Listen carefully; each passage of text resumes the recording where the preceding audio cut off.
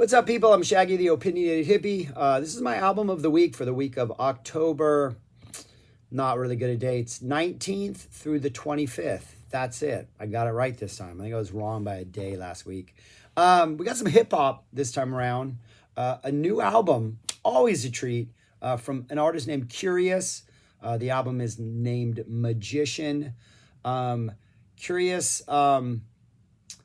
first popped up in the scene in like the 90s. He had one album. Then my understanding is he had like record issues or contract problems, kind of disappeared after that. I think he popped up on an MF Doom album. MF Doom kind of gave him some bars, gave him some verses, gave him some space to drop some bars on an album in the late 90s.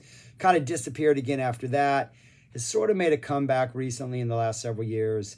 And this is an album that MF Doom actually started to like help him with and executive produce before he passed away. I think it's like his maybe third or fourth like official full release album. And it's fantastic.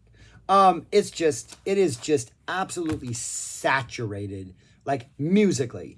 It is saturated with 70s, early 80s dance, disco, funk, soul, R&B beats, but none of the samples are like, oh, I know that song from the radio, or I know that song from the radio. I think there was one sample that like jumped out at me. It was a Minnie Riperton sample from like mid 70s.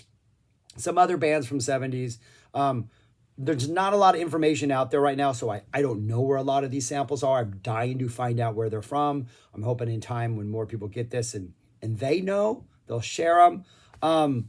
But it's musically it's just musically a great listen.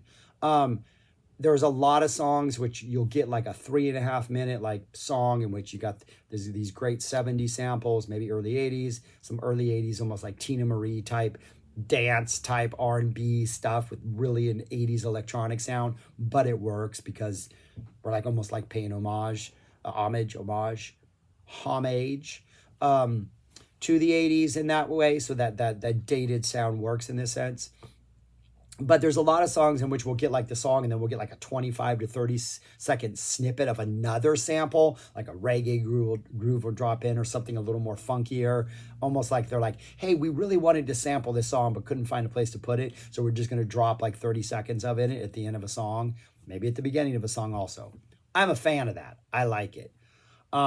So even though there's like 15 tracks, there's really almost like probably 24, 25 actual like musical snippets throughout.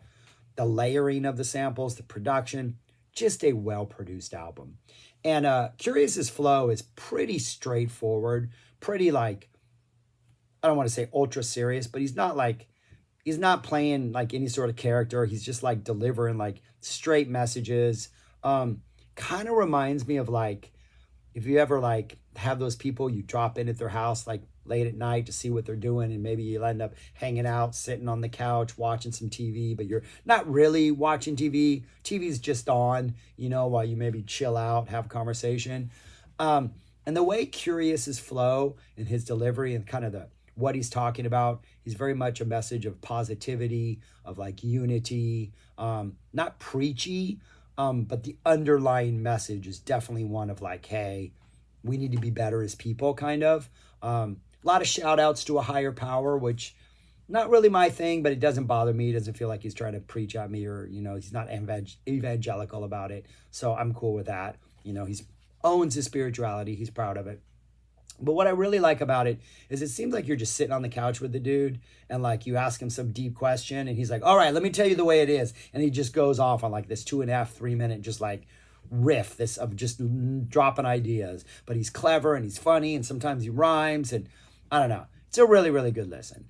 The sound, it's 15 songs, just opens up with like Unknown Species, the opening track. You get this really kind of short, weird, spacey, slightly funky thing to kind of introduce you. And then that drops in just like a straight up 70s jazzy dance type number. Kurious just kind of jumps in and just goes with the flow.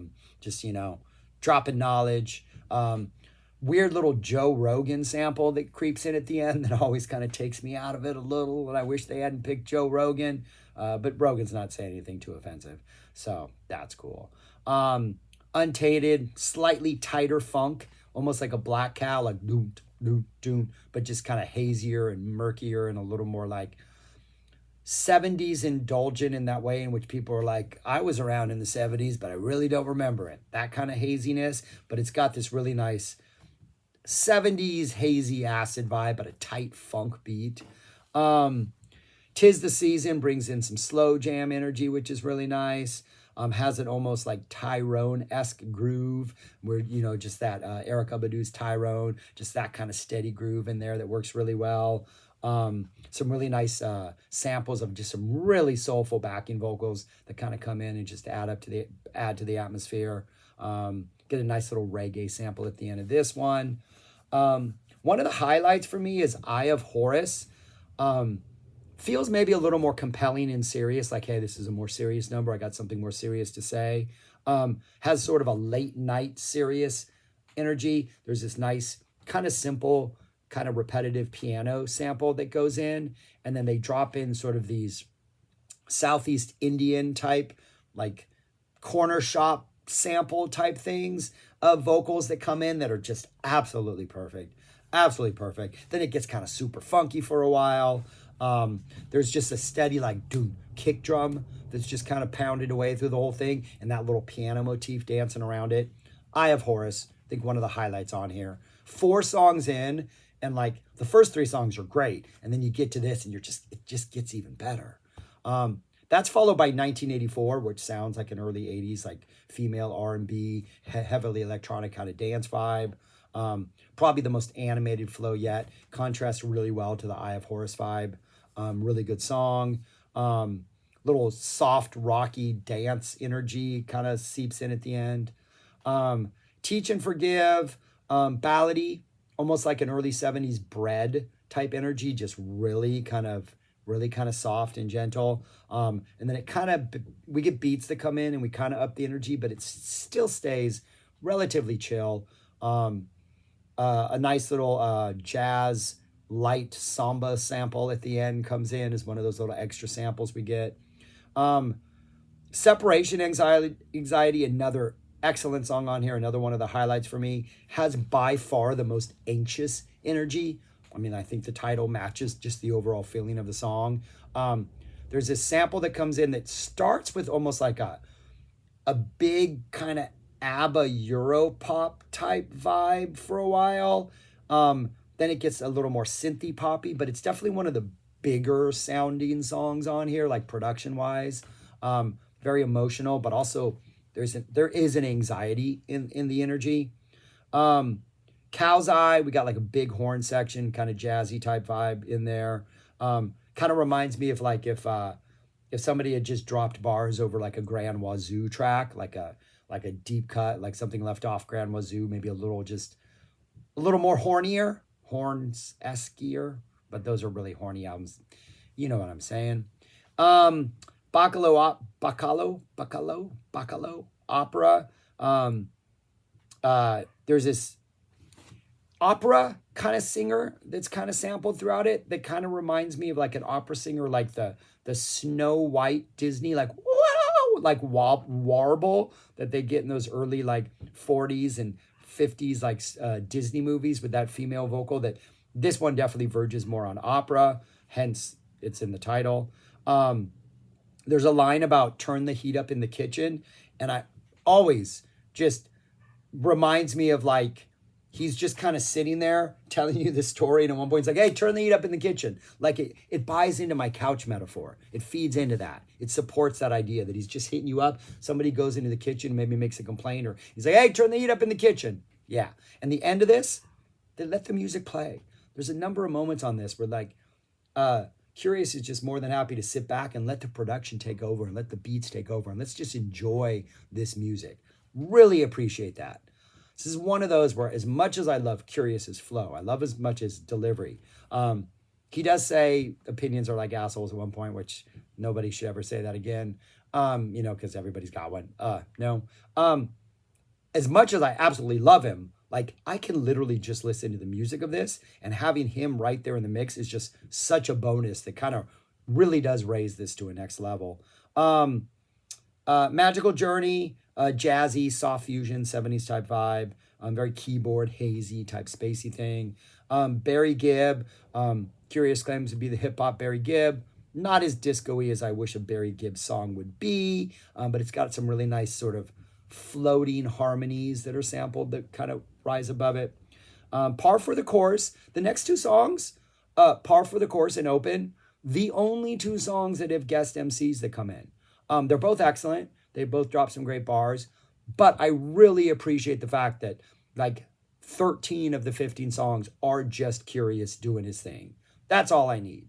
And I like the fact that the MCs are towards the end. Almost feels like, hey, for the encore, we're going to bring out Mr. Fantastic for Par for the Course. We got Homeboy Sadman for Open. Well done. The sequencing, the choice, I'm all for that. Par for the Course has this piano motif that almost sounds like a nursery rhyme. Very, very like almost cutesy nursery rhyme-ish, but it works. And then that nursery rhyme goes away, and we just get some like old school just drum beats just kind of leading us through that he's flowing over. This wailing sax that comes in every once in a while kind of reminds me, the hodgepodge of sort of musical ideas that are in Par for the Course remind me of Foxygen's first album. Excellent sort of late 60s, early 70s sort of homage to like the Rolling Stones, Elvis Presley, all these like just variety of different artists from that era. And their debut album, Foxygen, is just this incredibly eclectic mix of these, you know who they're paying reference to, but at the same time, they're making it their own. Par for the Course reminds me of that, just the sort of eclectic nature of the song. Open, kind of some trippy pop, 70s pop with some sultry soul, nice mix there. There's a magic interlude in which he like kind of breaks down and says, hey, I'm Kurious, come back. I want you to come back on my next album. We need more unification. Let's all work together. Kind of a message of positivity. Thanking you for enjoying, for sticking around and listening, but welcoming you back. And then the last song is Come Back. We got some like syrupy, like 70s sort of orchestral like stuff going on that you would hear in like a disco track or like a Saturday Night Fever dance song. But then we got some big beats that come in, and then it almost kind of evolves into this nice reggae groove by the end of it. It's just 15 awesome tracks. Kurious has a lot of great stuff to say. It's mostly positive messaging. It's, a lot of one-liners dropped in there. It's just some really good stuff. There's a lot of shout outs to other artists who have passed away, or a lot of shout outs to scenes. And being that he's been around now, this is like 30 years after his debut album. Like, it all feels personal. This feels like he's like, you really feel like you're listening to Kurious, the man and the artist. And, not just like he's putting on an actor, he's putting on a front, or he's trying to be something he's not. He has a name too. I think he's from Puerto Rico. I think he's from somewhere down in the Caribbean. I wish I could find out. I'll share that really quick because he is Kurious. Yeah, he is originally he's Puerto Rican and Cuban descent, from New York City. But yeah, man. So his first album, A Constipated Monkey, dropped in 94, 30 years ago. And so now he's back, man. Now he's back. So anyways, I recommend this. I think it's a great album. It's a great listen. Musically, the flow, the energy, everything about it. It's like, 40 minutes long? It's like just over 40 minutes long. Nice, good, solid album. That's my album of the week. Kurious's Magician. I recommend you check it out. Find it on Bandcamp. But yeah, it's a good listen. All right, that's all I got. If you have any good albums of this week you want to recommend, I promise you I will check them out because I'm always looking for new music. So anyways, thank you very much. If you know something about him that I messed up on, drop it in the comments. But thank you very much. Subscribe, like, share, comment. Peace. Talk to you later.